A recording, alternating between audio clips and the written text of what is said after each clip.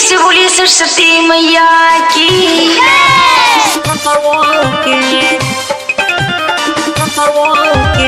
Mix by Sneha recording studio Jamo Chand टोला।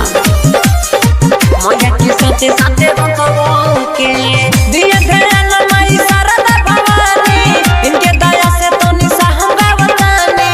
दिया ध्यान माई शारदा भवानी, इनके दया से तो निशा हम गावतानी।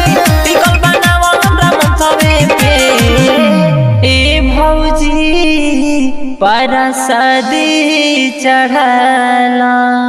ए भौजी परसादी चढ़ालो मैया के साथे साथे हंसबो के।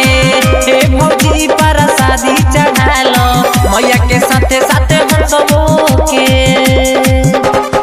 दिया ध्यान माई शारदा भवानी, इनके दया से तो निशा हम गावतानी। दिया ध्यान माई शारदा भवानी, इनके दया से तो निशा हम गावतानी। टिकल बनावा हमरा मनसवे पे ए भौजी परसादी चढ़ालो। ए भौजी परसादी चढ़ालो मैया के साथे साथे हंसबो के। ए भौजी परसादी चढ़ालो मैया के साथे साथे हंसबो के।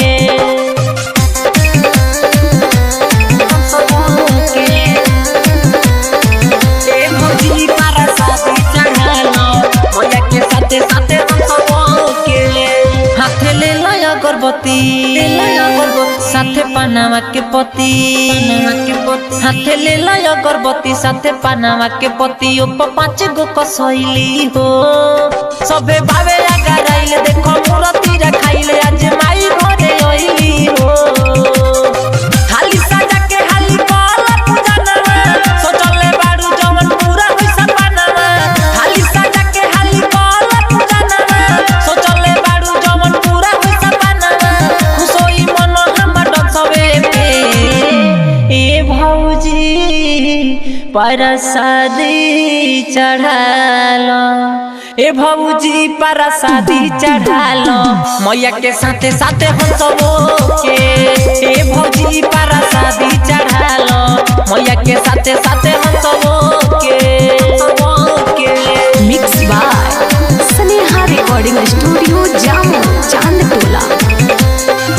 ए भौजी परसादी चढ़ालो मैया के साथे साथे हंसबो के। भाव भगती में डोला, जय जय मातु बोला।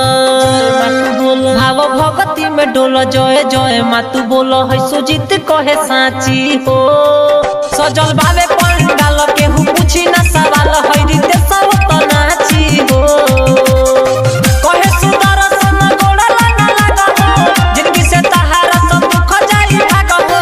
कहे सुदर्शन गोड़ला ना लागा हो, जिंदगी से तहारा सब दुख जाई भागा हो। मिलल बा मौका एक चंसवे पे ए भौजी परसादी चढ़ालो। ए भौजी परसादी चढ़ालो मैया के साथे साथे हंसबो के। ए भौजी परसादी चढ़ालो।